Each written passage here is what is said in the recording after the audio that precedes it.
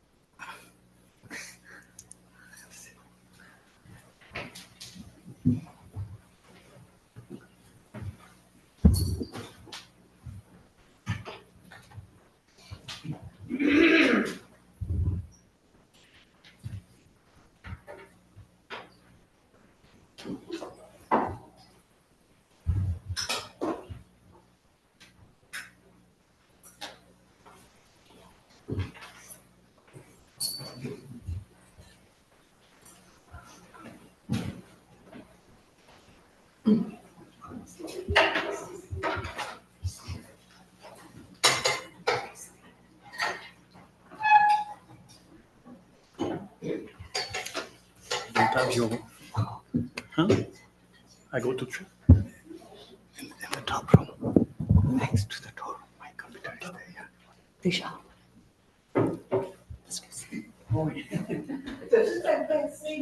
Est-ce que c'est...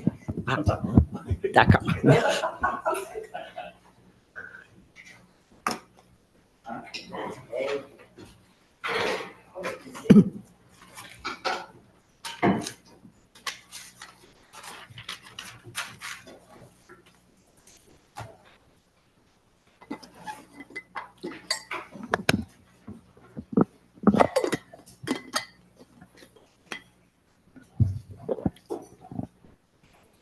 Okay, good morning. And we start with the short prayer as usual. Alors, bonjour. On va commencer comme d'habitude par une courte prière.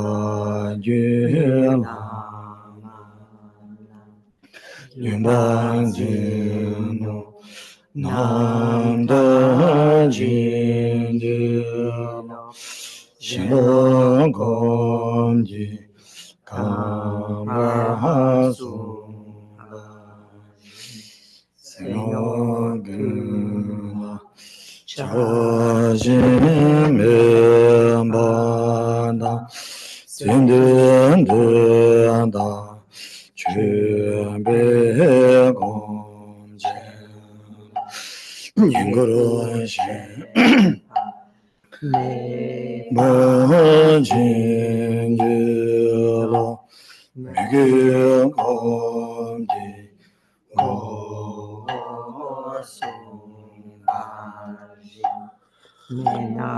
Menaktergo Jepe Lama Gyundo Serwa Dembe Gomchela Chimimbengu Jewa Jinjelo Yimien Komji Meshisunda Ganshanto Osomande Majente Chobe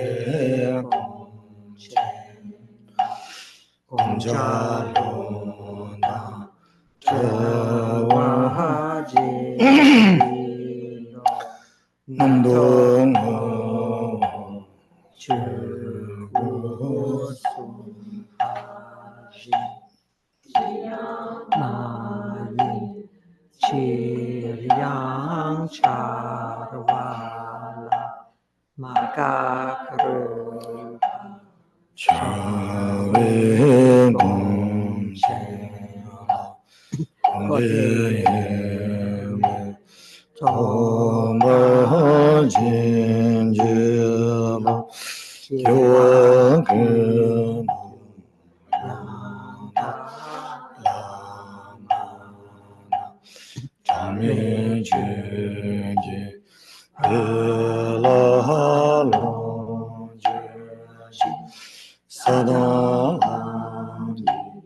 Yenden Goje Jangi Gomanyondo Goje Jangi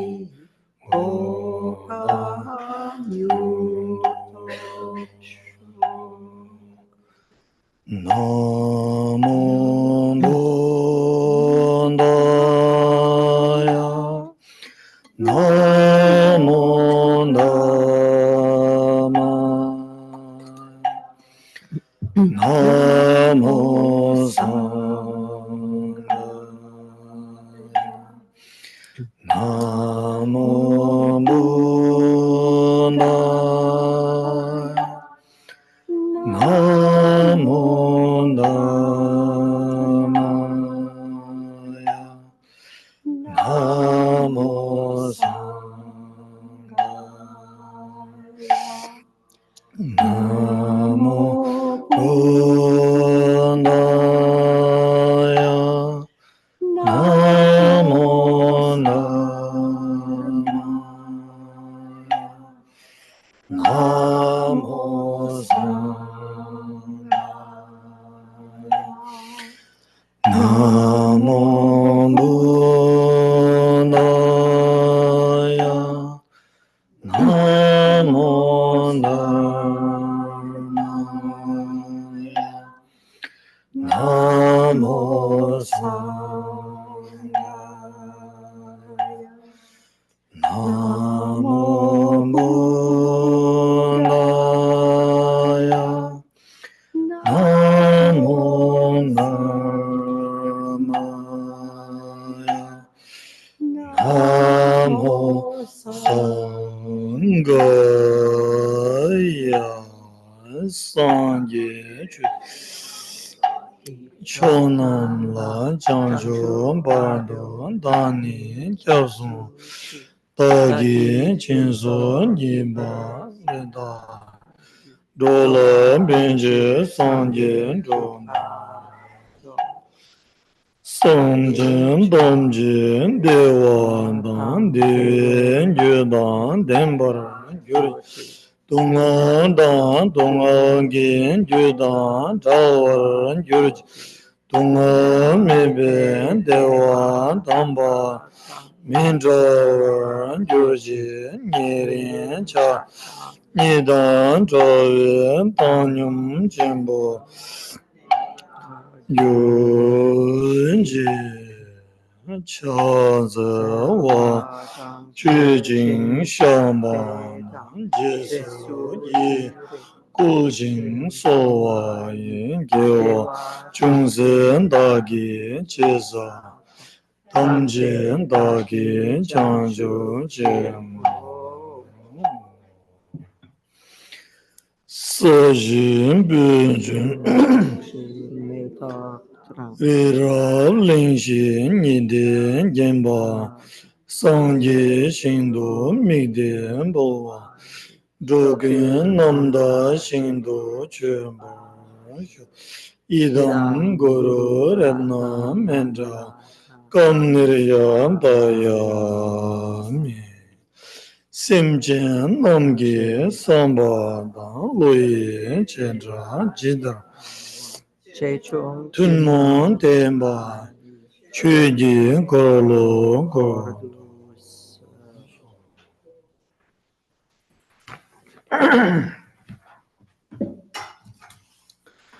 Namda Zuldim Zergi Zajen Den Dingzin Bam Linge Benzi Shiram Nida Nawe Chugyan Sa Tuvjon Dungen Dubla Jansa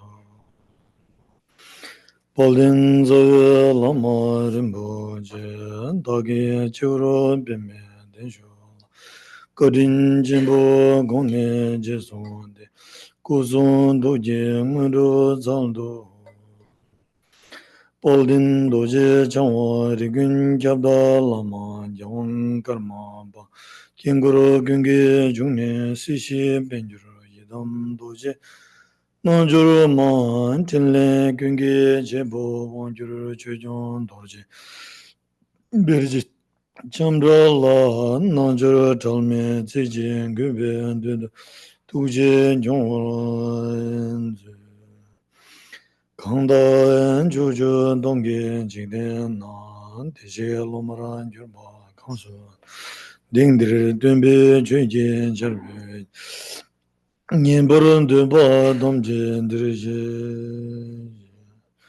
Namo Laye Gedan Ludan Nujingi Tulbum Dadan Mi Genam Do Gungi Dagi Jizamba Tomji Gendo Dagi Judu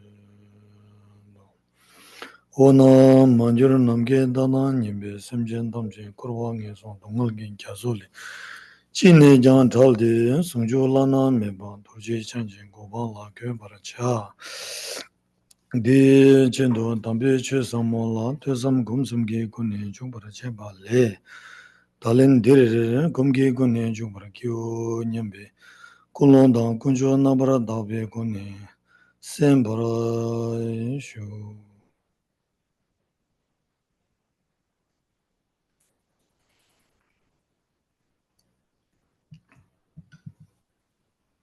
Okay, once again, and good morning.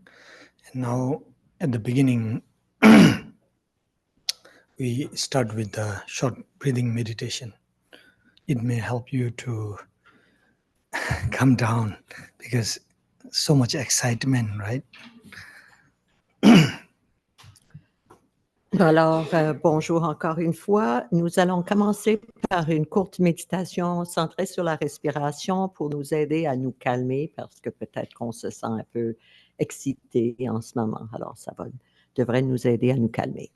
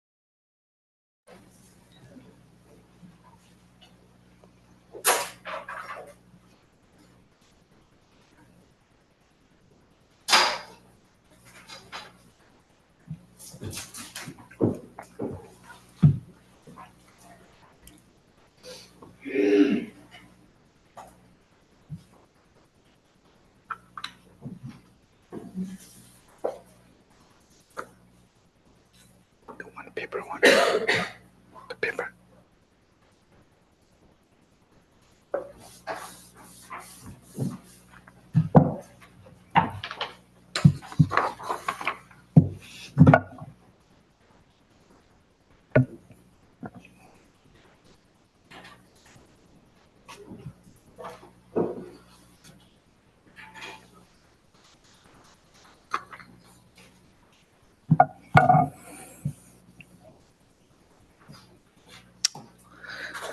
Okay, once again, good morning and touch the leg. And at the beginning, we tried to transform or the maintain or bring the genuine motivation. Like today, we are going to start the 7-point mind training. And I'm here to study to attain enlightenment in order to benefit all sentient beings. So sometimes we call bodhicitta. So with this pure and genuine motivation, we start. Alors, bonjour encore une fois, Tachidele. Au début de notre séance de ce matin, essayer d'apporter, de susciter une motivation authentique. Aujourd'hui, nous allons commencer à étudier l'entraînement de l'esprit en 7 points. Alors, j'étudie dans le but d'atteindre l'éveil pour le bien de tous les êtres sensibles. And here we are going to study about the 7-point mind training. Alors, nous allons essayer étudier l'entraînement de l'esprit en 7 points. Then for now, like what we have to understand is that the first thing when we talk about the mind training, then we have to understand this way. Like everything is based on mind. That means like the samsara or the nirvana is like generally is how you see and how you think. The samsara and the nirvana based on how you see and how you think. So that's why like it says train your mind. Even though according to the Buddha's teaching, generally we say Buddha taught 84,000 teaching. But when we concise in a short way, it says tame your mind. So that the whatever Buddha taught 84,000 and whatever we are going to study the 7-point mind training. But at the end, whether we say train your mind or tame your mind. So the final is that much. Train your mind or tame your mind. It's same meaning. So therefore we are here. Alors, pour le moment, ce qu'il faut comprendre, il faut comprendre l'entraînement de l'esprit de cette façon-ci. Tout est basé sur le mental, sur l'esprit. Le samsara, le nirvana, ça dépend de comment vous percevez les choses, comment vous conceptualisez les choses, ce que vous en pensez. Donc, c'est important d'entraîner l'esprit. On dit que le Bouddha a donné 84 000 enseignements différents, mais à la base, tout se résume en dompter votre esprit ou entraîner votre esprit. And we may have the mindset that when we became a Buddha, then we may go somewhere, you know. Like now, even though there's some practice, we say Western Pure Land or something. Like that doesn't mean that it's not exist, but it is exist. But the Jamgun Kongtrul Rinpoche, the first Jamgun Kongtrul Rinpoche said like this: when you train your mind, you don't need to look for the Pure Land somewhere. So wherever you go, it is Pure Land. So that way, the first Jamgon Kongtrul Rinpoche said. So here, same, like when we train our mind, then everywhere is Pure Land. So therefore, again, like we are studying the mind training to train our mind. So then later, like everyone is your friends, relative, or the beloved one, and wherever you go is Pure Land. So therefore, we have to train our mind.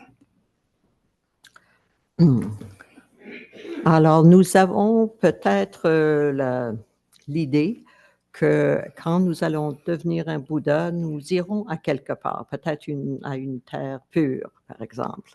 Mais le premier Jamgon Kongtrul Rinpoche a dit, quand vous entraînez l'esprit, vous n'avez pas besoin de chercher la terre pure parce que c'est partout.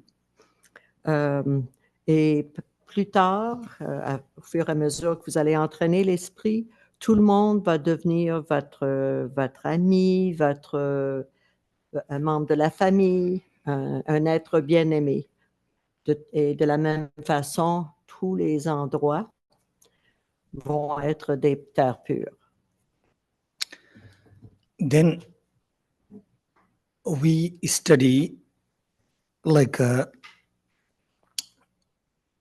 usually what I say is that in Asia, when I was there, like in let's say especially in Nepal where I grown up, Nepal and India, we don't have this kind of tradition like lots of reading, lots of reading book. We don't have that kind of culture.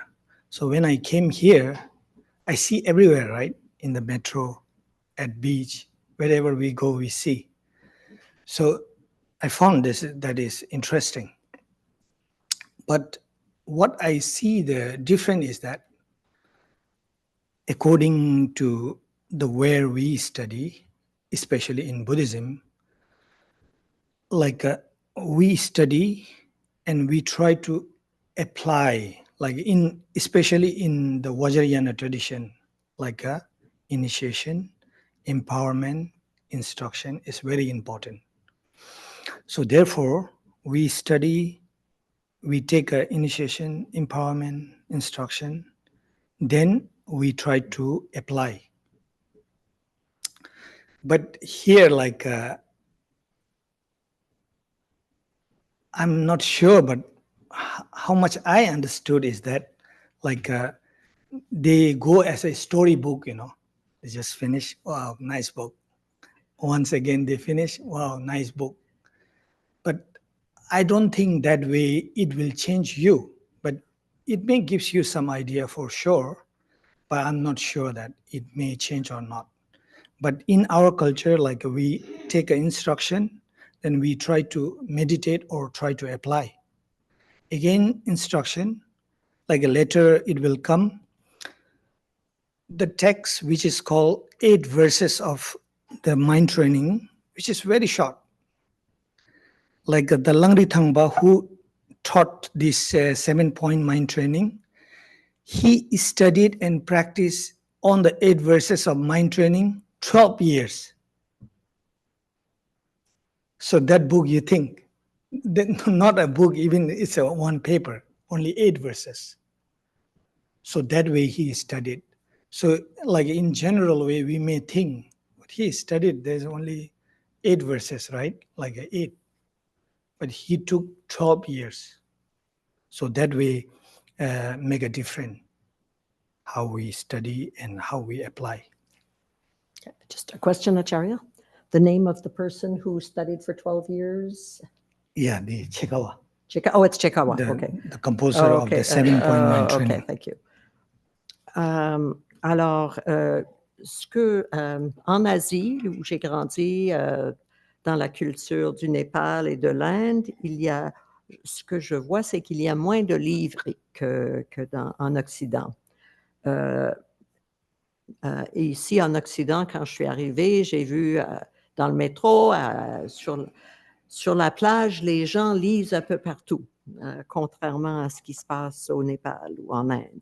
Mais la différence, au moins dans la tradition Vajrayana, c'est quand on lit ou on étudie, après peut-être on cherche une initiation, on essaie de mettre les instructions en pratique, on essaie de les appliquer dans notre vie de tous les jours.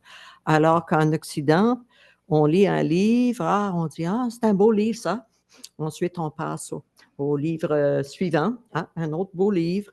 Et peut-être que ça nous donne quelques idées, mais ça ne nous change pas nécessairement très profondément.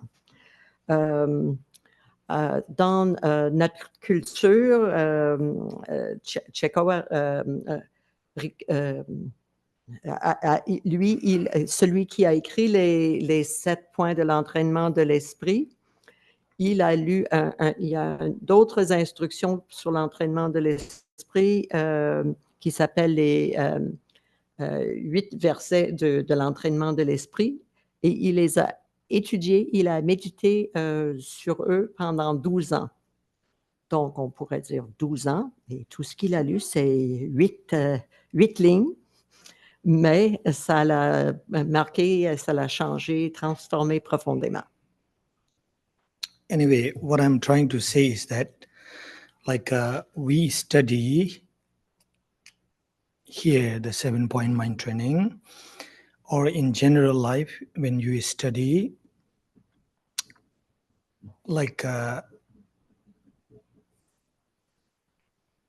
we study, then we became a scholar, let's say scholar, or we understand intellectually. But when we don't apply, that doesn't change you. Like when we take medicine from pharmacy, if you don't take, you're not going to be recovered. So same here. So that's why like whatever we study and we learn intellectual, then we try to apply in our daily life. Then what will be happen? We can maintain the simple is that calm and abiding, calm and abiding, or tranquil. So when we can maintain this, then slowly the happiness will come, because we already planned the root, or the cause is there, the calm and abiding, calm and tranquil. So then there's no way that happiness doesn't come, right? But here problem is that we just study, we become a scholar, but we cannot, through this just study academically or intellectually, we cannot be a realized person. We can be a scholar. Like if somebody come, I can give so many ideas, so many solutions. But am I myself is experiencing what I taught is the different. So that's why application is very important. So whatever we study, we'll try to apply Otherwise, there's one story about the professor.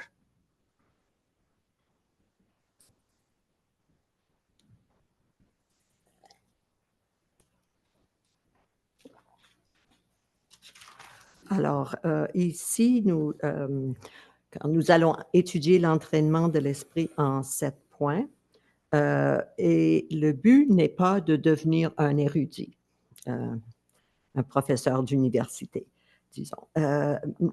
Parce que si nous n'appliquons pas ce que nous avons entendu, étudié, si nous ne l'appliquons pas, il n'y aura pas de changement en nous. C'est un peu comme si notre médecin nous avait donné une ordonnance, on la porte à la pharmacie, le pharmacien nous donne le médicament, puis on le laisse sur une tablette chez nous. On ne va pas guérir de notre maladie.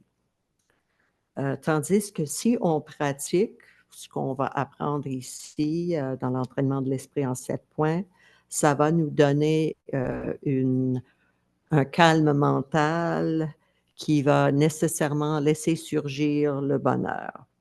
C'est comme si c'est comme si la racine du bonheur, c'est le calme mental, et de là, la plante du bonheur va grandir.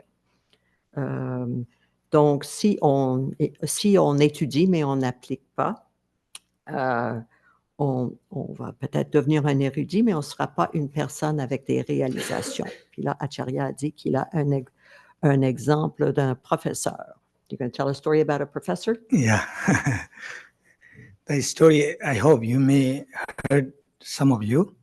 It goes like this. There was one swimming professor. But in real life, he don't know how to swim. He's a professor. So one time he went to the boat, the small boat, not too big boat. Then there will be one person captain? The captain. The captain? Yeah, captain, let's say captain. But he is not a professor. The captain is not a professor. So they went, then they were having a chit chat. So then professor asks, like, they have so many names, right, in the swimming. So he mentioned the one name, this and this. The guy who is the captain, he said, no, I don't know. So they keep moving. Actually, the board was, how to say, the broken, leaking the water. Oh, the water The was water leaking. is coming in, you Okay. know. So then they went far and far. And again, like first question, he said, oh, you don't know this. Then your 25% of life is waste. So then again, they went. Again, he asked this and this name. You know this? According to the swimming. Again, this guy said, no. He said, your 20% of your life is waste. Then again, going on, they were very far in the like ocean, let's say. Then again, one more question. He asked, no, I don't know. So again, your 75% of your life is waste. So then again, going on. Then later they realized that the boat is broken. The water is coming in. Then captain asked the professor, do you know how to swim? He said, no. Then captain said, your 100% of life is waste. So it means like the academic and the intellectual is not enough. So we have to apply. Otherwise, it can happen like this professor. Alors, je pense qu'il y en a beaucoup qui ont compris la blague, mais je vais le traduire pareil. Il y avait un professeur de natation qui connaissait beaucoup de choses, mais qui ne savait pas nager. Et un jour, il embarque dans un bateau avec le capitaine et ils s'en vont en mer. Et le professeur commence à poser des questions au capitaine. Est-ce que vous connaissez telle chose? Puis il parlait de terminologie de la natation. Puis le capitaine dit non, je ne connais pas. Et le professeur dit, 25% de votre vie est gaspillée. Ensuite, il continue, et le prof lui pose d'autres questions. Non, le capitaine ne connaissait pas ça non plus. Ah, un autre 25% de votre vie est gaspillé. Puis pendant ce temps-là, sans qu'il s'en aperçoive, le bateau avait un petit problème. Il y avait une fuite et l'eau commençait à rentrer dans le fond du bateau. Mais les deux ne s'en rendaient pas compte, ils s'en allaient plus loin dans l'océan.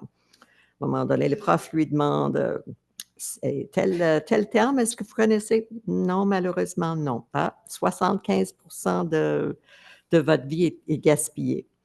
Puis finalement, ils s'aperçoivent que oui, il y a de l'eau qui rentre dans le bateau de plus en plus.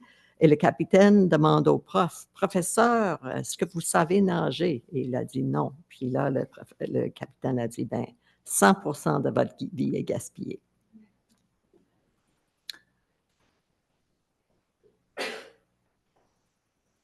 So here, like the story-wise or general also, what I'm trying to say is application is very important.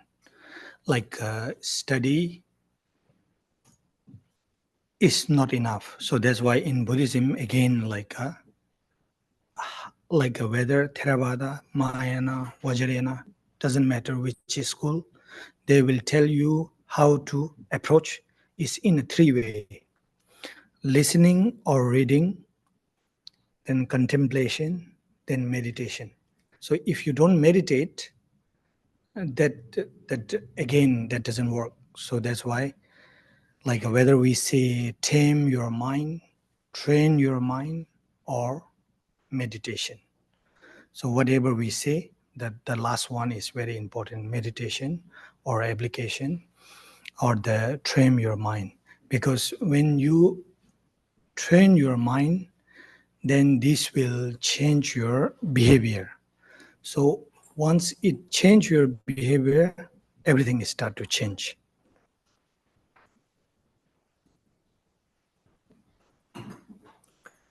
Alors, comme j'ai dit, ce n'est pas suffisant d'étudier. C'est dans les trois écoles du bouddhisme, Theravada, Mahayana, Vajrayana, dans les trois, mettre en application ce qu'on a étudié est très important, c'est essentiel.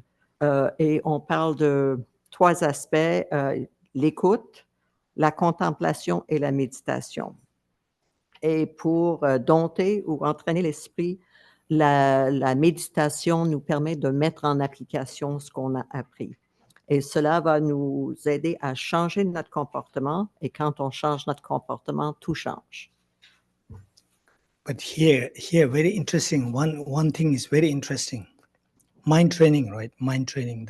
The title is mind training, and we know this very well. Mind training or tame your mind. We know, but how we apply, this is very interesting. How we apply, we don't think I have to train my mind. We are trying to train others' mind. That is the problem, Here, I cannot change my mind and myself, but still we try to change other. And we try to train others' mind. So then, actually, instead of peace and happiness, the problem grows. So here we have to understand, mind training means train your mind, not others' mind. So train our mind, own mind. So that way we have to remember very carefully. It's like, it seems like jokes, but it's very serious actually. So train your mind. Alors, un point intéressant, le titre du texte, l'entraînement de l'esprit. Et comment on met ça en application? Souvent, ce qu'on fait, c'est qu'on essaie de changer, d'entraîner l'esprit des autres. Mais ça ne marchera pas et ça peut augmenter les problèmes.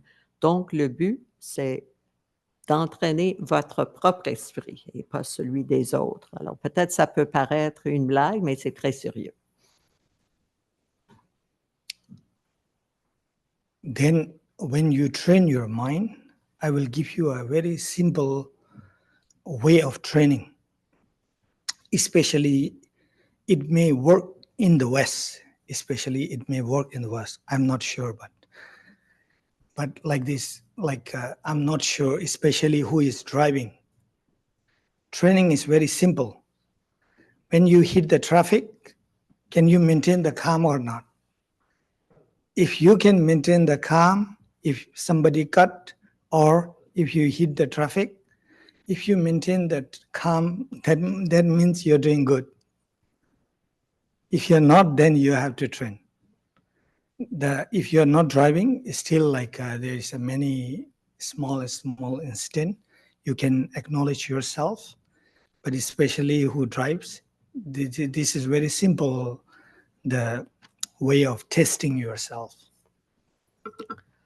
Alors, pour ce qui est de l'entraînement de l'esprit, une façon qu'on peut tester de voir si on fait du progrès là-dedans, c'est surtout pour ceux qui conduisent. Ça peut y avoir des variations pour ceux qui ne conduisent pas. Mais si vous êtes en train de conduire et vous arrivez dans un bouchon de circulation ou quelqu'un vous coupe avec leur voiture, si vous réussissez à garder votre calme, c'est bon signe.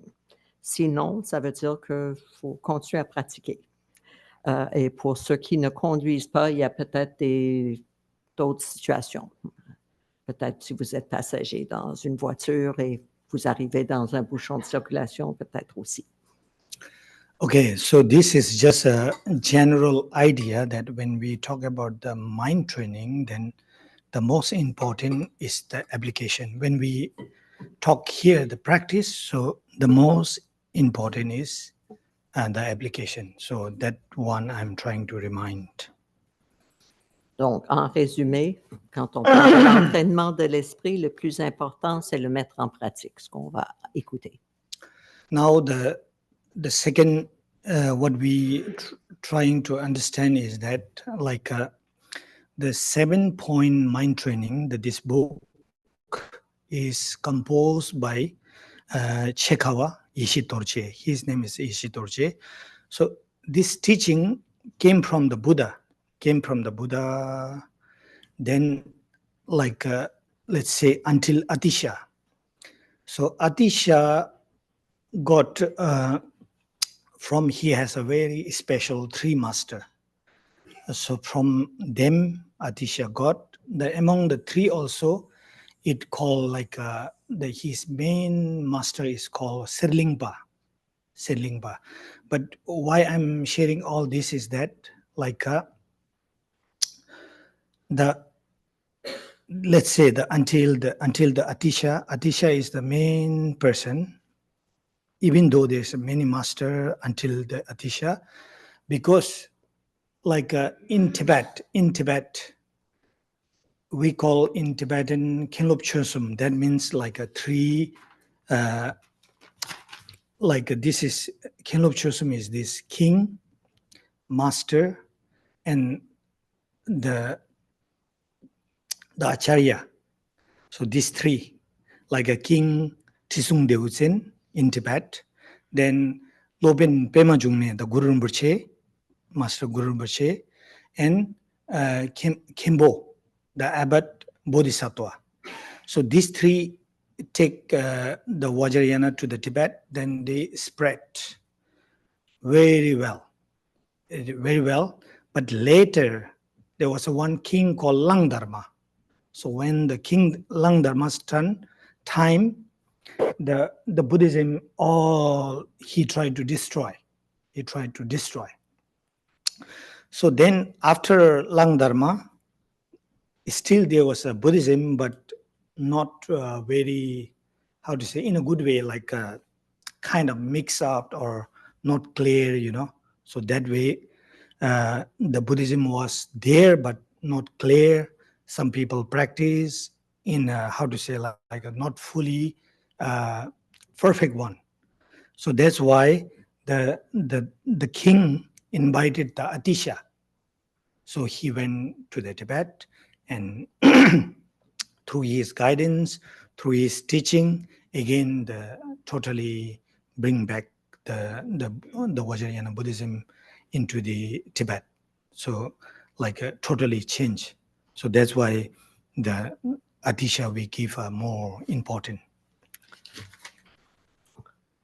Alors, les enseignements nous viennent, qu'on va étudier, viennent d'abord, leur source c'est le Bouddha, et à travers la transmission, à travers les générations, sont arrivés à Atisha, en Inde. Et Atisha avait 3 grands maîtres, dont Serlingpa. Finalement, il y a eu, je pense que c'est avant Atisha, il y a eu, si j'ai, en tibétain, on dit Kenlop Chösum, trois personnes qui ont apporté le bouddhisme au Tibet, un roi, le maître Guru Rinpoche, un Khenpo, un bodhisattva, qui ont introduit le bouddhisme au Tibet. Et il y a eu une certaine période où le bouddhisme s'est propagé, les gens étaient très engagés, mais sous le roi Langdharma, il y a eu une dégénération du bouddhisme parce que Langdharma voulait détruire le bouddhisme. Alors, pendant et après son règne, le bouddhisme n'était pas, on pourrait dire que c'était pas dans un très bon état et les gens pratiquaient plus ou moins. Alors, il y a eu un roi subséquent qui a invité Atisha à venir au Tibet pour renforcer le bouddhisme, donner un nouvel élan au bouddhisme au Tibet. Okay. Then let's say like this 7-point mind training is very important because it talks about the bodhicitta, right? Bodhicitta. It says like this, according to the Atisha, he has a many teacher. Then, as I said before, right, like a Serlingpa is his main teacher. So then, let's say like in Tibet, whenever Atisha hear his name, his master name, teacher's name, he do like this, like a Kyapsuche, like that, you know.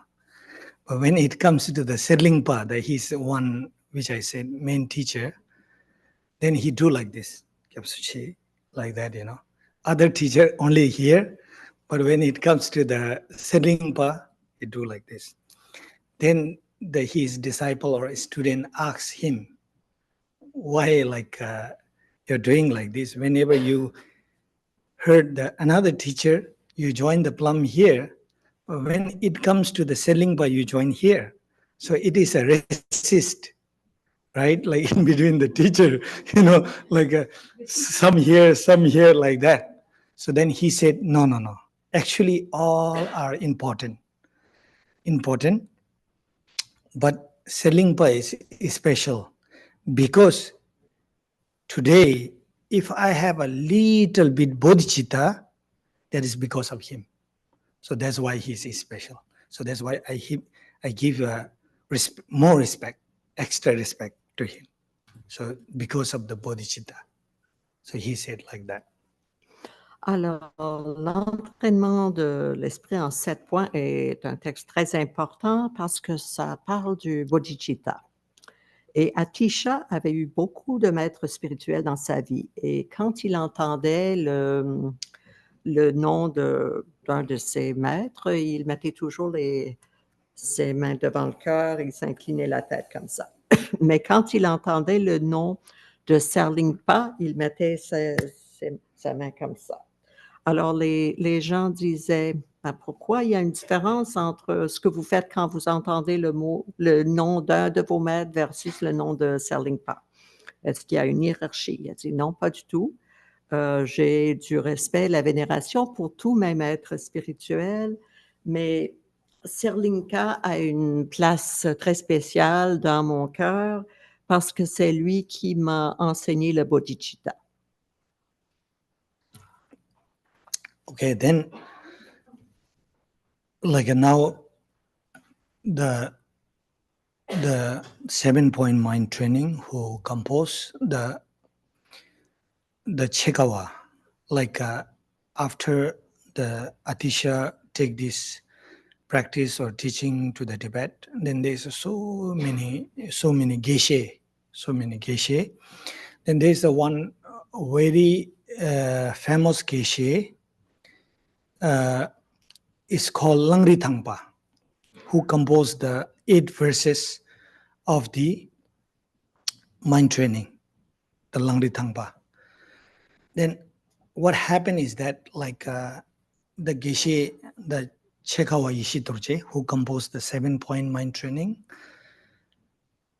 he became a scholar, very scholar. Like he studied the Tantra, Sutra, everything, and he became a very high scholar. But still he was feeling like something is missing. Something is missing.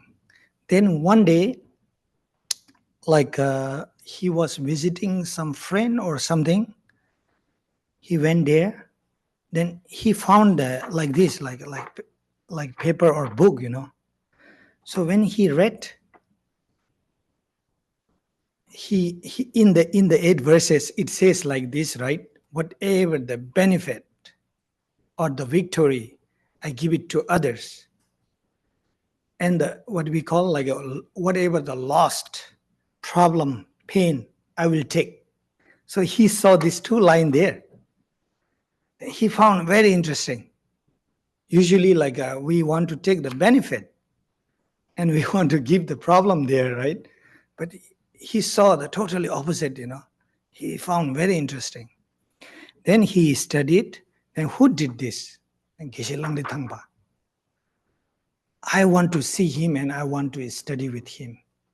He tried to find him, but that time like Langri Thangpa was already passed. So he could not meet him. But then like he saw the Langri Thangpa's student who have all the teaching and all. Then he studied with him, as I said before, like only to the 8 verses of mind training. He studied 12 years. So after that, he bring out like what we call like through his experience, through his realization. So he make a, let's say, commentary about what? So 7-point mind training. Then in the 7-point mind training, we'll see at the end, he said like this, he did practice and practice and practice. Now, even I try now, I have no regret. In Tibetan, it says like, Dhani Shina Miyedo. Even if I die, I have no any regret. So he reached that kind of level. So that way, like he really put the application, and through his application, through his experience, he bring this the 7-point mind training. Alors, après que Atisha ait apporté ses enseignements au Tibet, il y a eu beaucoup de geshe qui ont fait répandre ses enseignements. Et un maître, Langri Dampa, a écrit un texte qui s'intitule 8 versets de l'entraînement de l'esprit. Et quelques années plus tard, Chekawa Yeshe Dorje, il était un grand érudit du sutra, du tantra, mais il sentait que quelque chose manquait dans sa vie. Et un jour, il était en visite chez un ami, puis il a vu une feuille de papier avec un verset qui disait « Quels que soient les bénéfices ou la victoire, je les donne aux autres. Quelle que soit la perte ou la défaite, je le prends sur moi. » Et ça l'a beaucoup intrigué. Et il voulait, et je pense qu'il a lu les autres versets, puis il voulait aller étudier avec l'auteur. Sauf que Langri Dampa était déjà décédé, mais il a pu rencontrer un de ses disciples Et il a étudié et pratiqué avec lui pendant 12 ans. Et après cela, il a écrit les 7 points de l'entraînement de l'esprit qui étaient basés sur ses expériences et ses réalisations. Et à la fin du texte, il écrit « Même si je meurs maintenant, je n'ai aucun regret. » Okay, then like we study the 7-point mind training because like in general, as a Vajrayana and Mahayana practitioner, we should be very sure that the final goal is enlightenment or the Buddhahood. So therefore, like I want to become enlightened, I want to become a Buddha. Then when we see what can make us bodhicitta, right? Like there's two kinds of bodhicitta we'll study more, relative bodhicitta and ultimate bodhicitta. But ultimate bodhicitta is difficult if you don't have relative bodhicitta. Then relative bodhicitta is coming from where? So studying or practicing the loving kindness and compassion. So therefore, to develop the loving kindness and compassion, to study the 7-point mind training is very important. So through this practice, through the training, we can develop loving kindness and compassion. Then we can reach to the relative bodhicitta, then ultimate bodhicitta, then the Buddhahood. So this is the journey. So that's why make sure that our goal is the Buddhahood. Alors, en tant que praticien du Mahayana ou Vajrayana, il faut être très sûr que notre but ultime, c'est de devenir un Bouddha. Et comment on peut y arriver? Bon, d'abord, il faut mentionner qu'il y a 2 types de bodhicitta, le bodhicitta ultime et le bodhicitta relatif, qu'on va voir plus tard dans le texte. Le bodhicitta ultime n'est pas facile à atteindre, mais le bodhicitta relatif est plus atteignable, plus facilement atteignable. Et on peut le cultiver en étudiant et en pratiquant l'amour bienveillant et la compassion. Donc, cet entraînement-ci va nous permettre de développer l'amour bienveillant, la compassion, qui, à leur tour, vont nous aider à cultiver le bodhicitta relatif, et cela, à son tour, va nous aider à cultiver le bodhicitta ultime, ce qui va nous amener à devenir un Bouddha. And when we talk about the bodhicitta, then like especially the relative bodhicitta, it has a 2 requirement like or what we want is like a 2. I want to attain enlightenment and I want to benefit all sentient beings. So these 2 should be there. Otherwise, like I want to attain enlightenment, it can be so many different reasons. But the main point is 2. I want to attain enlightenment. I want to benefit all sentient beings. So these 2 is the main. Quand on parle du bodhicitta et surtout de bodhicitta relatif, il y a 2 aspects qui sont essentiels. D'abord, le désir d'atteindre l'éveil et deuxièmement, le désir de le faire pour aider tous les êtres sensibles. Alors, il faut avoir les 2 pour que les 2 soient réunis pour que ce soit le bodhicitta relatif. Now, like this is just a general idea what we talk, but now you can see the paper you have. So we'll try to understand what are those 7-point Alors, c'était une idée générale de ce qu'on va étudier. Maintenant, on va regarder le texte que vous avez devant. On va voir quels sont ces 7 points. Et s'il y a des gens qui n'en ont pas, je pense qu'il y a sur le palier. If there's anybody who doesn't have the text, there should be more copies on the landing.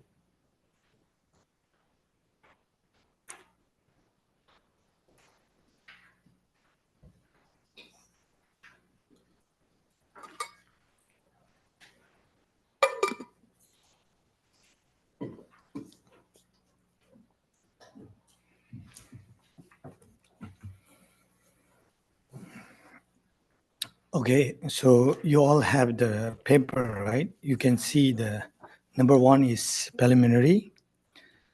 Number 2 is the main practice. When we say the main practice, that is the bodhicitta. Then third one is transforming adversity into the path of enlightenment. This is interesting, right? Like how we transform. Like when in our daily life we face so many problem, difficult, and so many difficult people. So now how we are going to transform into the condition of the practice or the path of enlightenment. The third one. The fourth one, the applying the practice throughout the whole of life. In our whole life until our last breath, how we apply. The measure the mind training. So this is the exam or testing yourself, how much you're developing the mind or mind training. Then sixth one is the commitment. Like if you are taking the bodhisattva vow or just practicing the bodhisattva, bodhicitta, then what will be the commitment? Then the seventh one is the precepts of mind training. There will be some precepts when you take a bodhicitta vow or like practicing the bodhicitta. So that way, the 7th point, it goes like this. Alors, vous voyez sur le texte, en français, vous voyez le premier point, c'est les pratiques préliminaires. Le deuxième point, c'est la pratique principale, comment cultiver le bodhicitta. Troisième point, c'est intéressant, comment transformer l'adversité en voie d'éveil, parce qu'on a tous des moments où on a fait face à l'adversité, que ce soit des situations, des gens qu'on trouve difficiles autour de nous. Alors, comment on peut transformer ça pour nourrir notre pratique? Le quatrième, maintenir la pratique notre vie durant jusqu'à notre dernier souffle. Le cinquième, la mesure de l'entraînement de l'esprit. Acharya dit c'est comme une sorte d'examen. Le sixième, c'est quoi les engagements de l'entraînement de l'esprit? Et le septième, les préceptes ou les vœux qu'on prend par rapport à l'engagement de l'entraînement de l'esprit, par rapport au bodhicitta. And does anyone has an interest like this? Like now we say it like this. Practice loving kindness and compassion. Through this will develop the relative bodhicitta, then ultimate bodhicitta, then Buddhahood. The seems going very fast, right? Then does everyone has a potential to become a Buddha? According to Buddhists, yes, right? According to Buddhism, yes. But interesting is last time I hear is this. If everyone became a Buddha, what's going to be? If everyone became a Buddha, what's going to be? You also have this kind of thought? Alors, donc, Acharya dit, bon, quand on entend cultiver l'amour bienveillant, la compassion, ça nous amène au bodhicitta relatif et ça ensuite, à son tour, nous amène au bodhicitta ultime et ensuite, ça nous amène à être un Bouddha. Alors, ça dit de cette façon-là, ça a l'air très facile, très rapide. Et elle pose la question, est-ce qu'on a tous le potentiel de devenir un Bouddha? Et selon le bouddhisme, la réponse c'est oui. Mais quelqu'un a posé la question, quand tout le monde, si tout le monde devient des Bouddhas, qu'est-ce qui se passe ensuite? That was the question from the group last week. Yeah. Ça, c'était la semaine passée, on a eu un atelier pour les débutants, les ateliers d'introduction au bouddhisme. Quelqu'un a eu cette question que je trouvais très bonne. Qu'est-ce qui se passe quand on veut aider tout le monde à atteindre l'état de Bouddha, mais quand on sera tous là, ensuite, qu'est-ce qu'on fait? Ou qu'est-ce qui se passe? Ça va être comment? If that happened, it's very good.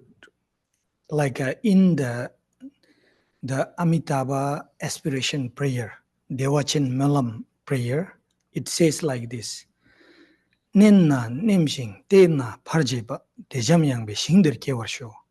That means whatever you want, however you want, it can be happen. Where you want, you will be there. Where you want to go, you within a moment, just think you will be there. What you want, just think it will be happen like that. If you can become a Buddha. But that's not the important part. You think another way in this world, forget about the animals, just human being. 8 billions, right? Nowadays, 8 or 7 billions human beings, roughly. How many of them practicing among the 8 billions? 2%. Yeah, maybe 2%, let's say maybe 5%. In Buddhism, without practice, becoming a Buddha is impossible. So, like you are thinking after this what?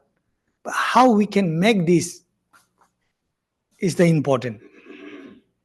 How we can make this? Forget about the others. Even myself to make enlightenment, to become a Buddha, how difficult.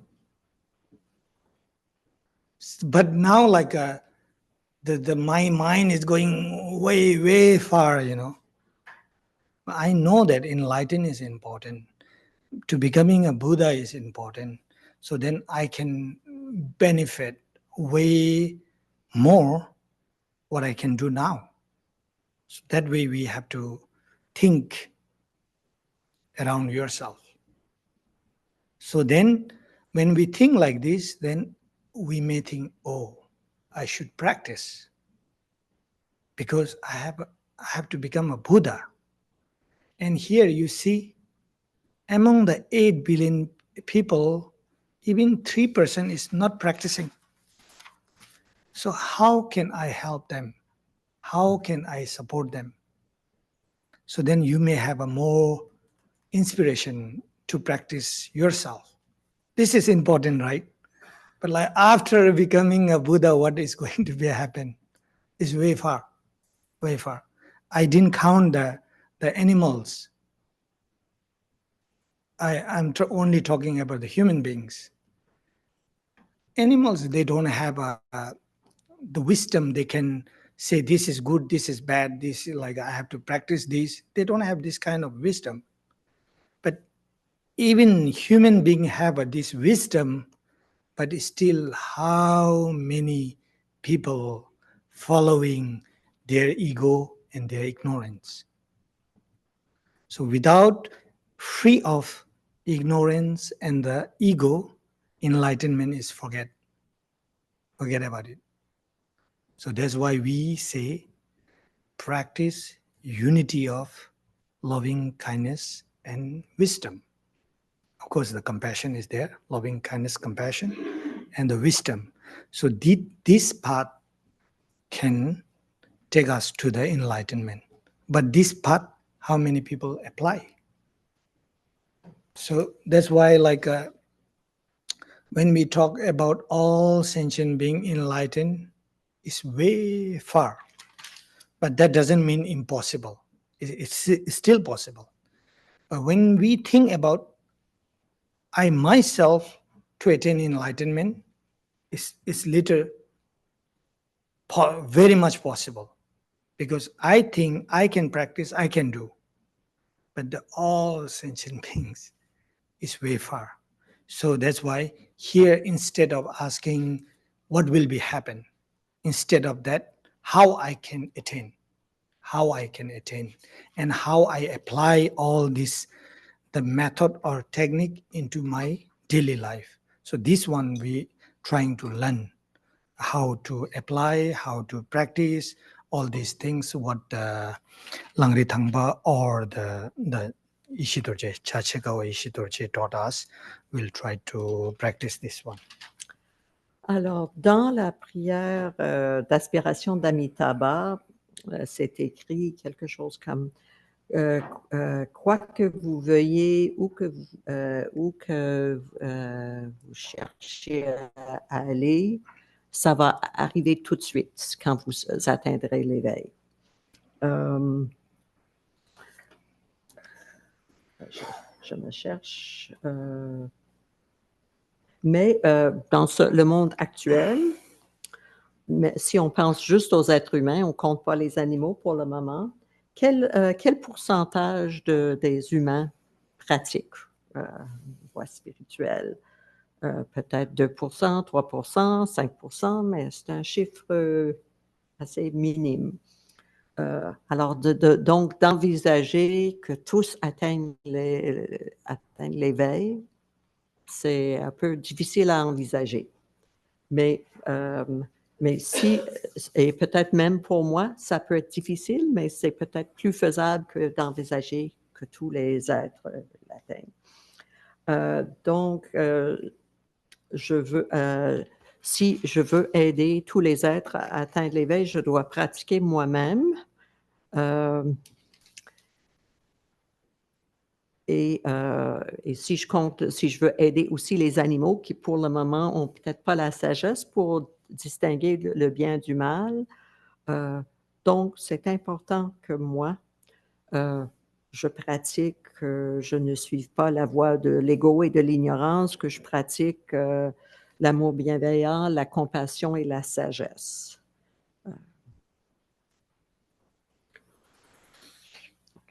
Okay, so now let's go to the number 1, the preliminary practice. Alors maintenant, on va regarder le premier point, les pratiques préliminaires. Like the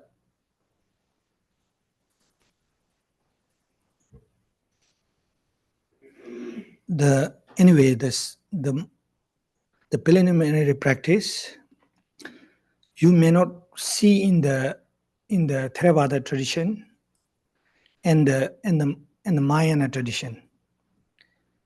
We call when we actually is like this, Theravada and Mahayana. So according to the Mahayana, Sutrayana and Tantrayana. So now which we call Tantrayana is called the Vajrayana, and which we call Sutrayana is called now in generally which we call Mahayana. Actually it's like that. But I don't know how it happened, like a Theravada, Mahayana and Vajrayana. Actually this what we call Mahayana and Vajrayana both are Mahayana. But what we call Mahayana here is called Sutrayana. Then the Vajrayana is called Tantrayana. So that way also we have to make sure. So when it comes to the Tantrayana, then this preliminary practice you will see especially in the Tantrayana tradition. Alors, juste un mot pour clarifier les traditions bouddhistes. On parle de Theravada, Mahayana, Vajrayana.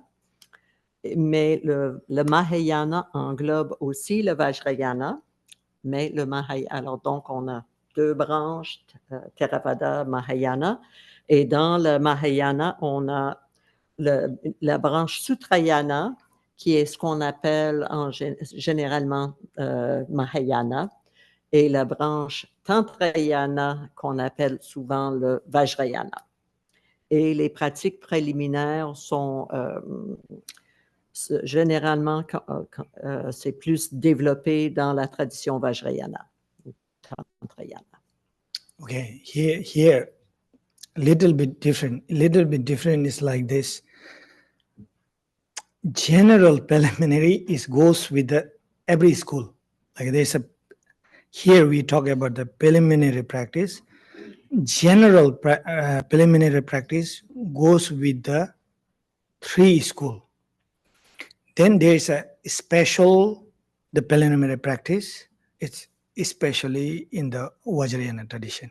I make a little bit mix up at the beginning. Ah, alors, une clarification. On peut parler de deux types de pratiques préliminaires. Les pratiques préliminaires générales sont communes aux 3 écoles du bouddhisme, Theravada, Mahayana, Vajrayana, alors que les pratiques préliminaires spéciales sont plus associées à la tradition Vajrayana. And it says like this also, outer preliminary practice and the inner preliminary practice.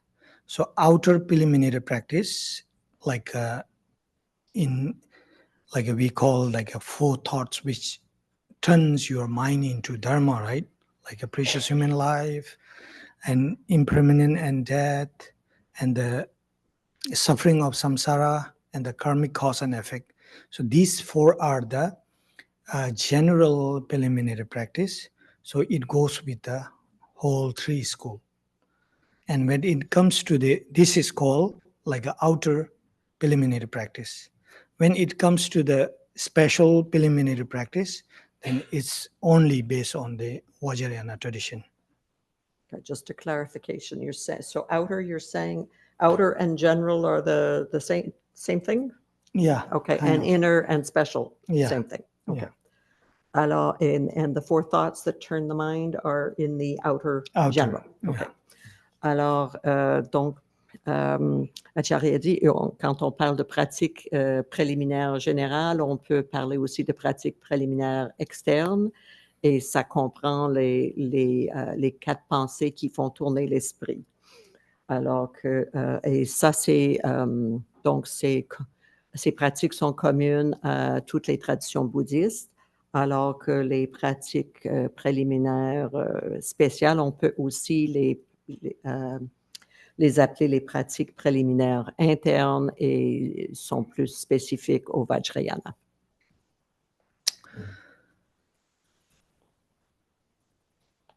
Like you all have idea of the preliminary practice, right? Est-ce que vous avez tous une idée des pratiques préliminaires? But maybe it's better good to say a few words. However, the preliminary practice is building the fundament, the making Foundation? the foundation. Yeah, foundation. Like through the outer preliminary practice or inner preliminary practice, actually you're building the foundation. And especially like when we do the practice of preliminary practice, like most of the time, we don't know what to practice. And second thing, like how to do, and we are less patient and looking for easy one. So like that. So that's why, like through the preliminary practice, what we learn is that, like the first thing is precious human life. So like how unless you don't know the value of the human life, then you don't give a very important or the valuable. So that's why it's very important to meditate on it. But here then, like why is important, right? Like just being human being is not a precious human life. There's a 7 billion or 8 billion. There's a lot. But here, precious human life means we got human life plus we got dharma. And dharma also not just general dharma. We got a Mahayana and Vajrayana dharma, which can take us to the enlightened. So as I said, like this kind of dharma, and on this path, how many human beings on this track where we are? Very rare. So that's why we are very precious. That's called precious human life. Just having human life is then like when they have a human life, then they try to do something, it doesn't work as it is, then they are ready to kill themselves also. So that means they really don't know the value of it. So once we know the value, we are not thinking of it. So we will try how can we utilize, how can we use this the precious human life. So that all these things teach in the preliminary practice. So if you want more in details, then you can go in the jewel ornament of liberation. At the beginning, it talked very clear. And another book, very famous, right? The Words of My Perfect Teacher, very famous book. So you can go there also, very details. Then another one, like there's a special Mundu practice book, and the commentary is done by the first Jamgon Kongtrul Rinpoche. They are also very clear. So if you want to go more details, then you will see there.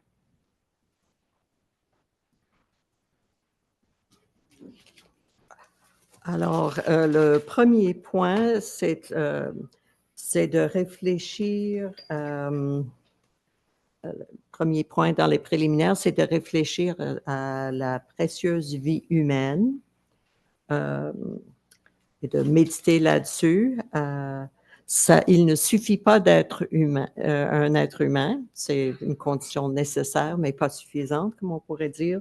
Parce qu'il y a 8 milliards d'êtres humains sur la Terre, mais en plus, pour avoir une précieuse vie humaine, il faut avoir été exposé au Dharma, et surtout le Dharma Mahayana, Vajrayana, qui nous permet de cheminer vers l'éveil. Alors ça, à ce moment-là, on peut considérer qu'on a une précieuse vie humaine.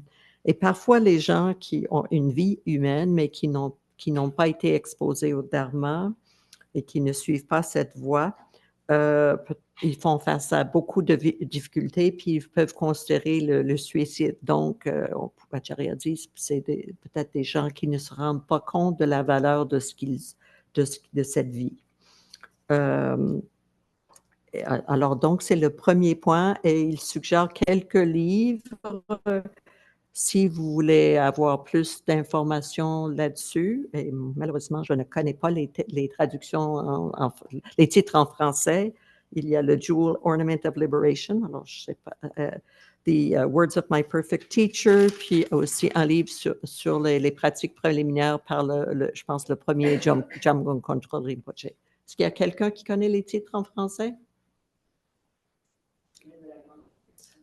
OK, alors le Words of My Perfect Teacher, c'est le chemin de la grande perfection. Jewel Ornament of Liberation, est-ce qu'il y a quelqu'un qui connaît le titre en français? Non. Alors, vous pouvez sans doute chercher sur Google Intelligence Artificielle, va vous aider. OK. Anyway, the first preliminary practice show you how valuable and precious the human life. But then second preliminary, then like what we do, like, oh, I have a precious human life. It's okay, I will practice tomorrow, right? Maybe tomorrow, then tomorrow. So that's why impermanent. So don't wait for the tomorrow, it's impermanent. Like today we have a precious life, but it is impermanent. So we never know what will be going to be. So if you want to practice, practice, not tomorrow. Tomorrow never come. So that's why impermanent. Then you may think like, why I need to practice? Then the suffering of the samsara or all these things. I don't want, I'm in suffering, I'm in samsara, I don't want to be back in this samsara. So therefore, I have to practice. So then it's okay, I may practice tomorrow. No, it's impermanent, right? It's impermanent. So you do it. Then how? So you do it like a karmic cause and effect means if you do good, you will get good. If you do bad, you will get bad. So that's why the last one is karmic cause and effect. So you apply into daily life the practice. So you try to do good. Then what will be happen? You will be free from samsara. If you do bad, you will come back into the samsara. And now you have opportunities or chance because you have a precious human life, but it is not the impermanent. If you're thinking like most of the time they say like this, in Nepal, we have one song, it says like this, songs, the meaning is like this, like a Salis Kate Ramola. That means when I cross the 40, I will enjoy. When I cross the 40, I will enjoy, Then like we make a jokes. Don't believe in this song. We never know what will be going to be happen. Buddha said opposite way, right? Impermanent. It can happen anything. Tomorrow or day after tomorrow or today, we never know. So don't believe in this song. So same here, like the first preliminary practice is saying that you have a precious human life. It's okay, then I will do practice tomorrow. That means you forget the impermanent. So second one, impermanent. So it can happen anytime. So don't wait for the tomorrow. Then how to practice is through the karmic cause and effect. You do good, you do bad, everything is depend on what you do, your action, karmic cause and effect. So this will define you will be in samsara or you will be in nirvana. So that way we have to understand briefly the general or the outer preliminary practice. Sorry, one little question. The Nepali song, when I cross the 40, that means when I get to 40 years old? Yeah. Okay. Alors donc, alors pour continuer avec les 4 pensées qui font tourner l'esprit, on a vu que la première, c'est la précieuse vie humaine. La deuxième, c'est l'impermanence, parce que très souvent, même si on croit que oui, ce serait une bonne chose de pratiquer le dharma, peut-être je suis assez occupée aujourd'hui, je vais le faire demain ou je vais le faire à l'avenir, mais peut-être que demain n'arrivera pas ou peut-être que nous, on ne vivra pas jusqu'à demain, on pourrait même mourir aujourd'hui. Donc, c'est important de pratiquer maintenant. Et ensuite, pourquoi j'ai besoin de pratiquer? Parce que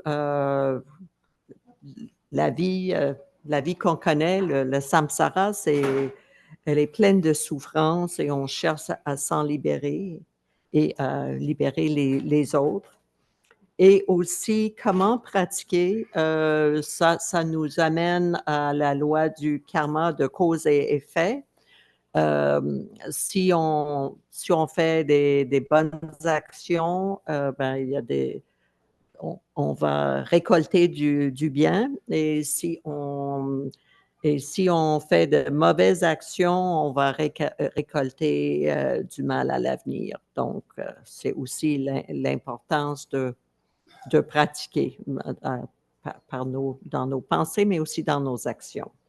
Et au Népal, il y a une chanson qui dit « Quand je vais traverser la quarantaine ou quand je vais arriver à 40 ans, je vais jouir de la vie. » Mais les gens disent « Ne croyez pas à cette chanson, vous ne savez pas si vous arriverez à 40 ans. » Parce que la vie est impermanente.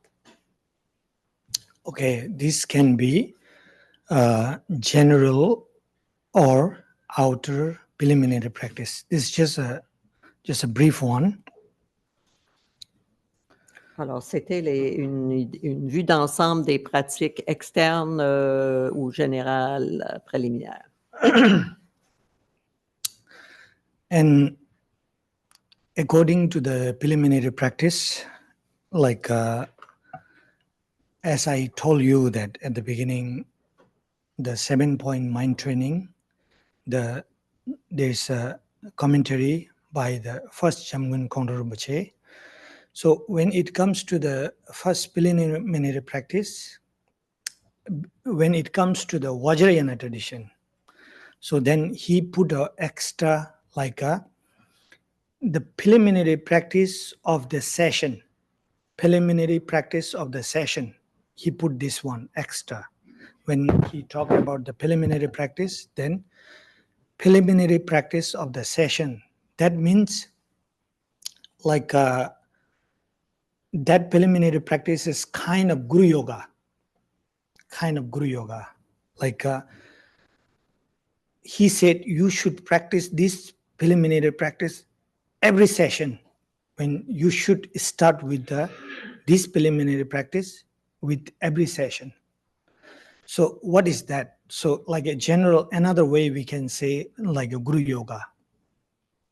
So during this the preliminary practice of the session, he said like I told, right, like it's based on the Vajrayana tradition. So Vajrayana tradition, the Guru is very important. The Guru take a very important role in the Vajrayana tradition. So Guru Yoga, we practice the Guru Yoga at the beginning. So you like before you start your session, you sit and visualize your Guru and the Buddha separately in front of your space. Then you do a supplication to them, to the Guru. Bless me that I can generate loving kindness and compassion and the bodhicitta. So that way you have to do a session preliminary practice. Then after a while, then the Guru dissolve into the light. Then the light dissolve into yourself. Then through this way it goes until your heart. Then the light or the Guru remain in your heart all the time. So that has to be continue like in daily life also. So then this is a session preliminary practice, or another way we can understand Guru Yoga. So then we believe that when you have this kind of devotion to the Guru, and if you practice this, then it will be easy to receive the blessing from Guru. And when you can practice, and when you try to practice, it will be way easy than as usual.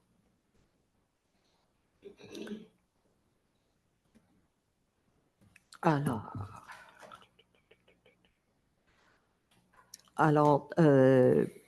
dans le commentaire le commentaire aux 7 points de l'entraînement de l'esprit par le premier Jamgon Kongtrul Rinpoche, il suggère dans la tradition Vajrayana qu'une pratique préliminaire avant chaque séance de méditation, une sorte de Guru Yoga.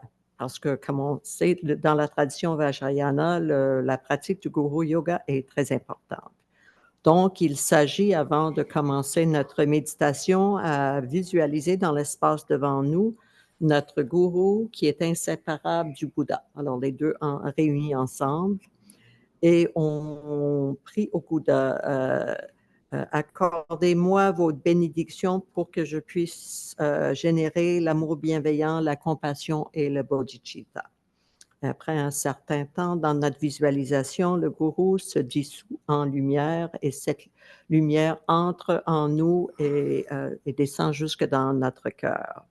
Et à ce moment-là, cette lumière, le gourou continue à demeurer dans notre cœur tout le temps, même après notre séance.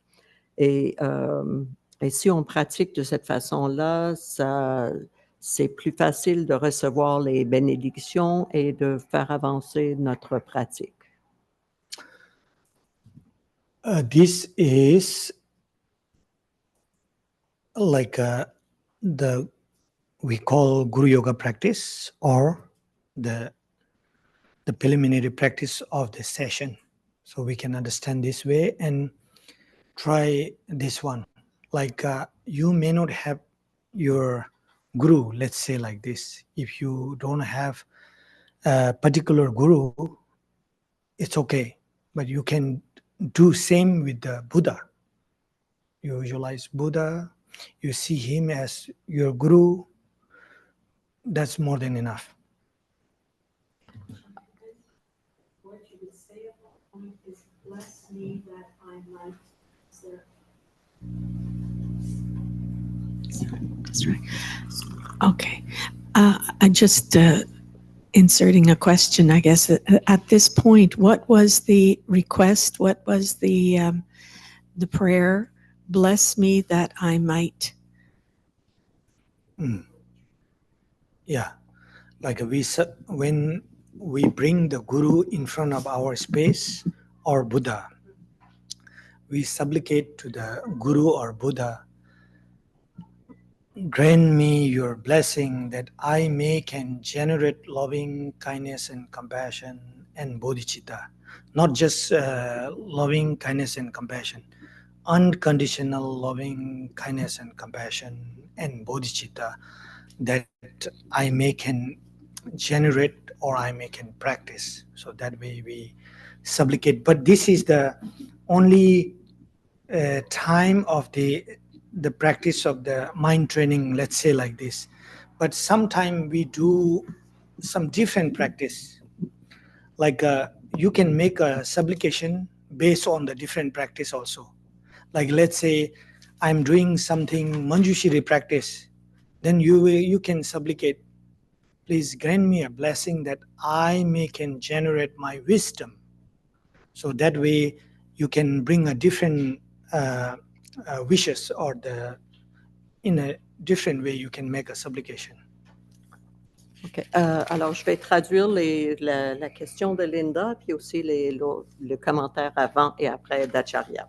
Avant la question de Linda, Acharya a dit que quand on fait cette pratique de Guru Yoga avant notre séance de méditation, si on n'a pas de lien avec un gourou en particulier, on peut visualiser le Bouddha dans l'espace devant nous et demander des bénédictions au Bouddha.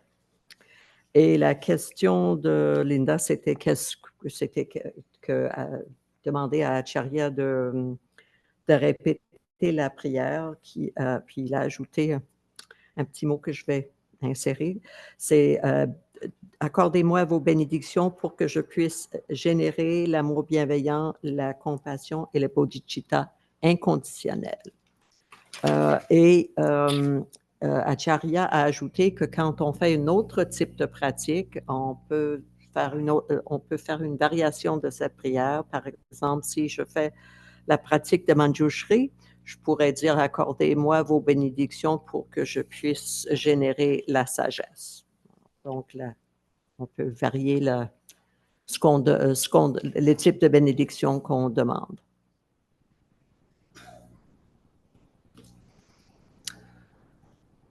But here we really have to understand is that like when we talk about the Guru Yoga, Then when it comes to the Vajrayana tradition, the guru is like a role model, right? Very important. But we should not forget that what Buddha said, whether he's teaching or whether the teacher, we have a 100% right to examine. He give us permission. Why I'm saying this is that like nowadays so many problem you see in between the guru and the disciple, in between the guru and the student. So that's why make sure don't go with the blind faith. Buddha, from the beginning, Buddha said, doesn't matter which school, Theravada, Mahayana, and Vajrayana. He taught us, it's not with the blind faith. Whether he's teaching, whether the person, like we say, examine your teacher, especially in Vajrayana. You don't need to look someone like whatever they said, you don't need to believe. Examine your teacher, examine your teaching. If only like it gives you the truth, then you can follow. So I think then you will have a less problem in your spiritual journey, you know. Otherwise, there's lots of problem nowadays. I'm sorry to say, but there's lots. So make sure, like as I said from the beginning, right, we have a wisdom. We are not like animals. We can differentiate, we can define what is good, what is not good, what is my limit, what is their limit, everything we know. So make sure, like can be very famous, you know, like a Rinpoche, so and so. That doesn't mean you have to see your guru. That doesn't mean that. But you don't need to blame them also. They will be there, you will be yourself. So whom you see as your guru can not need to big with the big title. You don't need. But connection, devotion, understanding, everything should be clear there. And somebody who can give you really the good teaching that can help you to become a Buddha or realize your true nature of mind is okay. Lay people doesn't matter. That doesn't mean they have to be monk also. Lay people, if they can give you a good teaching, guidance, also okay, you can see them as a guru. Let's go back to our lineage. Marpa is not a monk. The Marpa Lotsa, you know, right? Who is the founder of Kagyu lineage. He's not a monk. Let's go to the Nyingma, who found the main person, Guru Rinpoche. He's not a monk. So why like have to be Rinpoche or a monk? It's not like that. But who can give a clear, good teaching with the bodhicitta? All these are important. So that's why Buddha said, you look for the teaching, not for the person. So person can be anyone. So that way, whether teaching, whether teacher, don't go with the blind faith. Don't go with the blind faith. But make sure here, like sometimes we create lots, you know. There's one story. So he learned that you examine your teacher, right? Like in the text, in the Vajrayana text is there. So one, I forget the master name. He know one very good master, but he studied this, then he tried to examine. Then after 3 years, he think that this teacher is perfect for me. Now he's ready to see him as a teacher. Then he went, then he said that, so I'm here, please accept me as your student. And I examined you like 3 years. So now I found that you're authentic, genuine, like how to say, reliable teacher. So please accept me as your student. So in the Buddha's teaching, what it says, not only examine the teacher, right? Examine the student. So the teacher said, you took 3 years. Okay, so now it's my time to examine you. So you're qualified or not.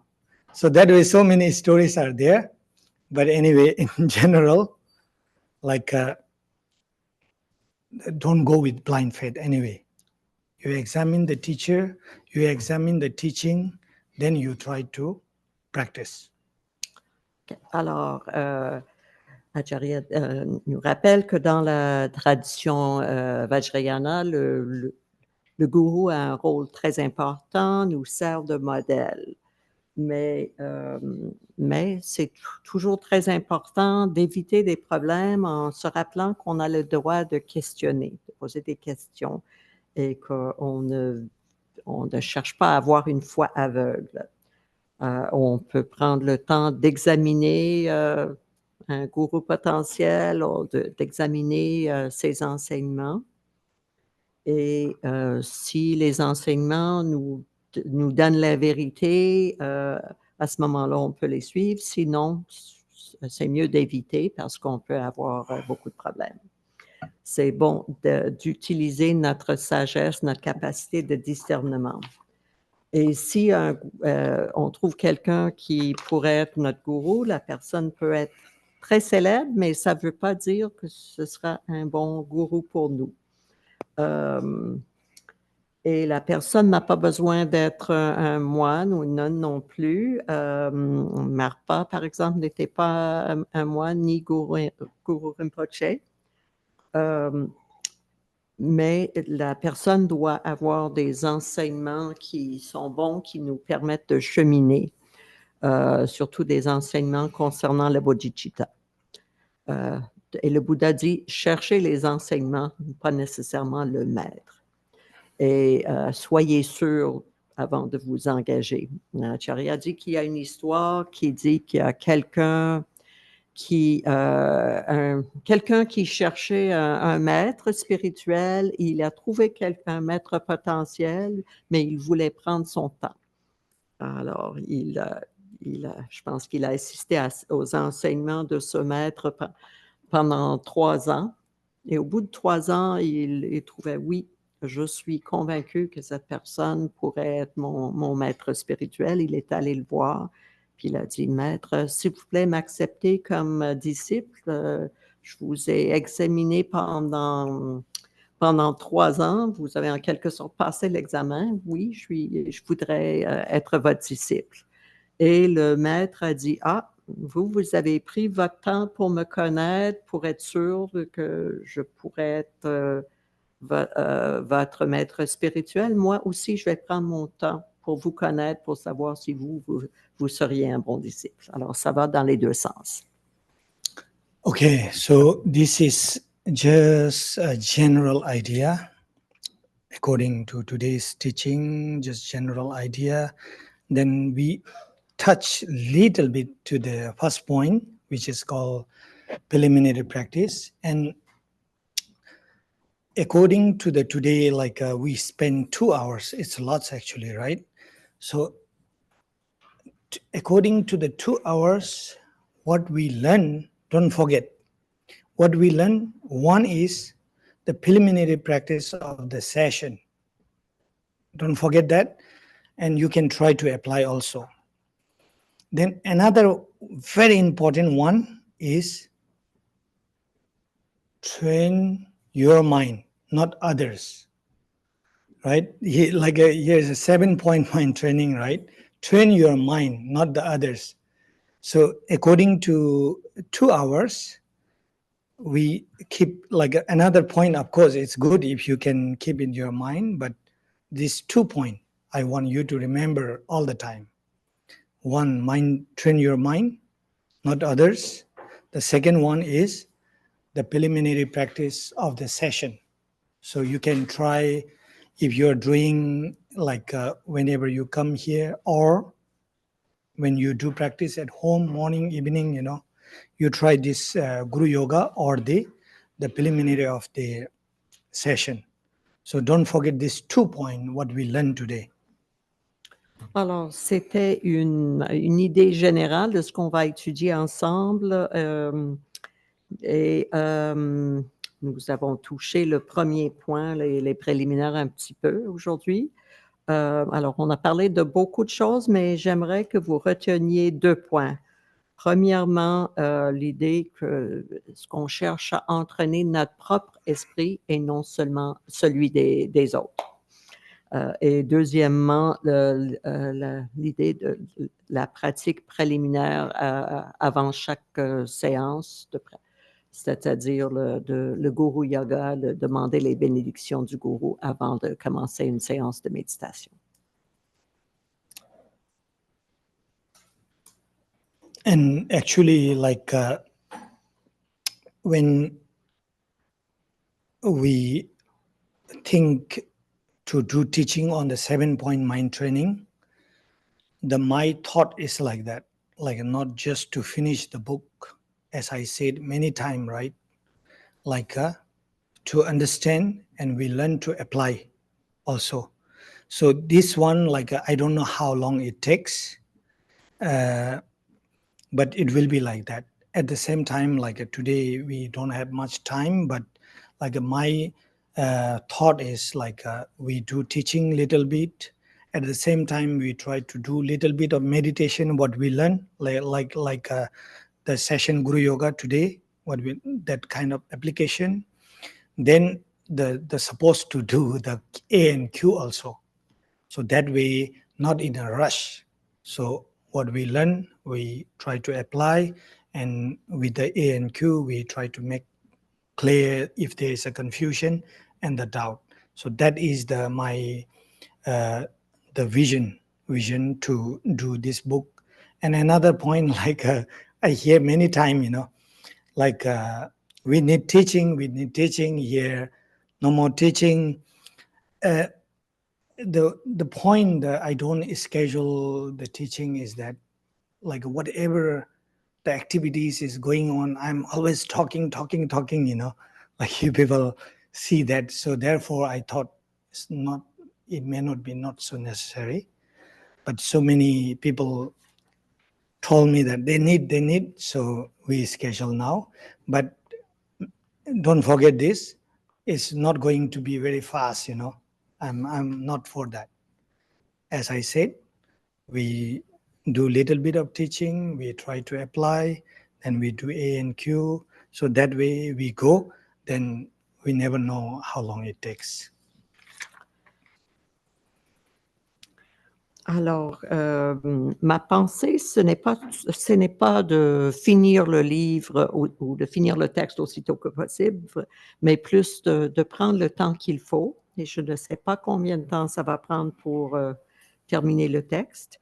Mais aussi, aujourd'hui, on n'a pas eu, surtout Acharya, c'est moi qui ai parlé beaucoup, on n'a pas eu beaucoup de temps pour intégrer ce qu'on a appris en méditant, par exemple. On n'a pas eu beaucoup de temps pour les questions-réponses, mais d'habitude, j'aimerais qu'il y ait un temps de méditation pour intégrer les points qu'on va avoir couverts et aussi une période de questions-réponses.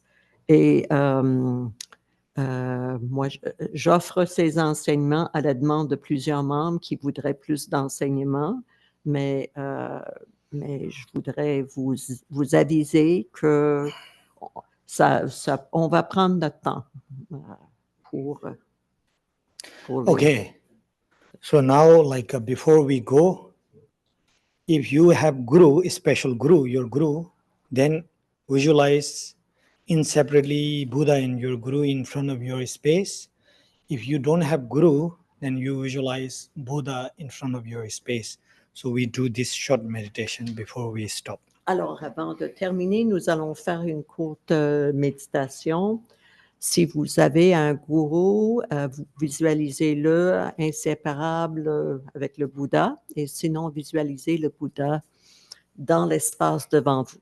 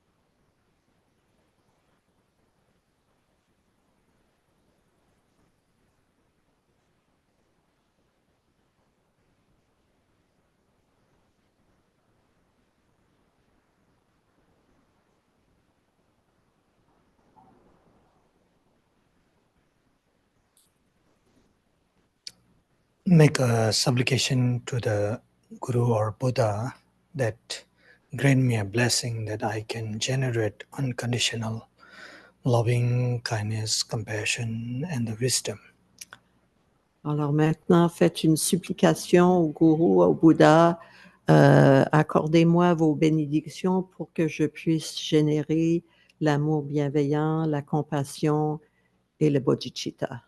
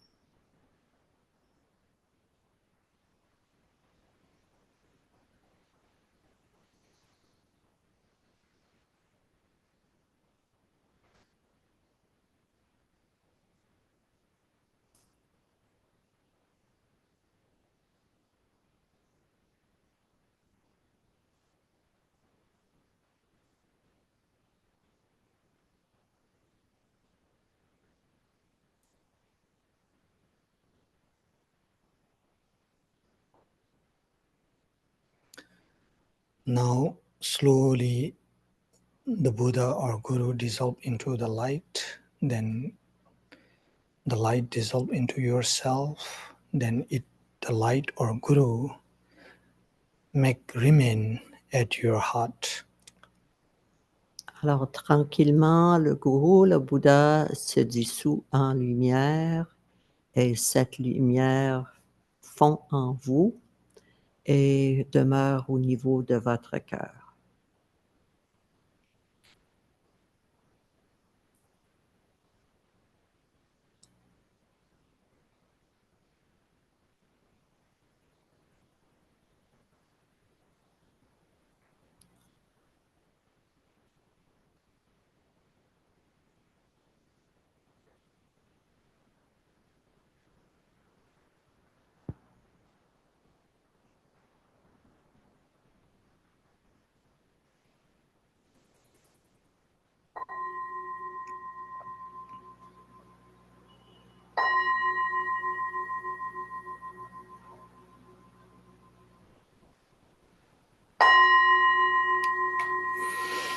Okay, so now we do a short dedication.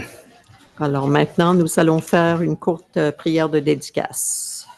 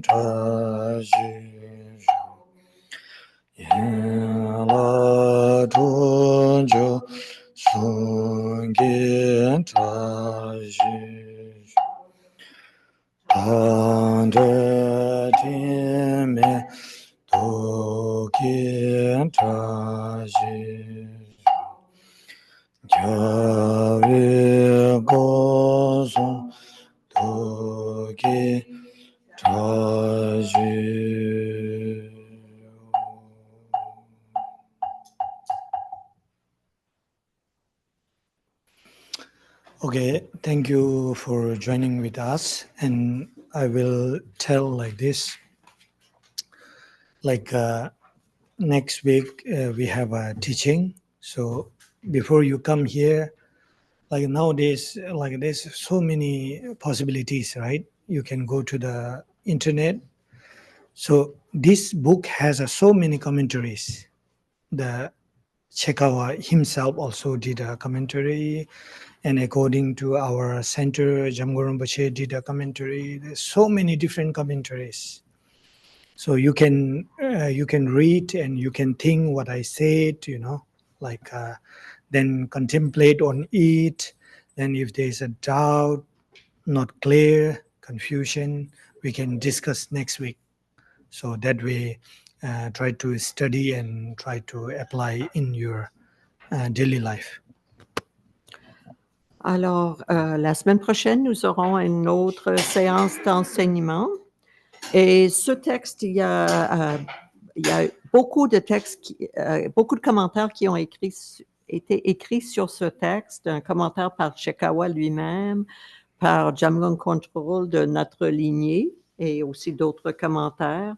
Alors, je vous invite à lire une partie d'un de ces commentaires, à le contempler, à réfléchir.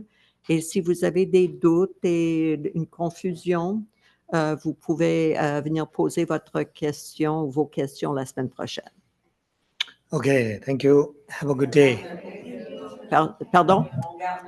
Can they keep the text that they, Yeah, this text, the root text? yeah, whatever you got the root text today, take with yourself and train your mind. That means take and bring, like. Alors, la question, c'est la texte racine que vous venez de prendre. Est-ce que vous avez le droit de l'apporter à la maison? Acharya dit oui. Il dit aussi, entraînez votre esprit à le rapporter aux enseignements la prochaine fois. Okay. Oui, yes. Allah Pashe. The name of the book is the Jamgon Control. Acharya, the Jamgon Control is the Path to Awakening. Yeah. The Path to Awakening.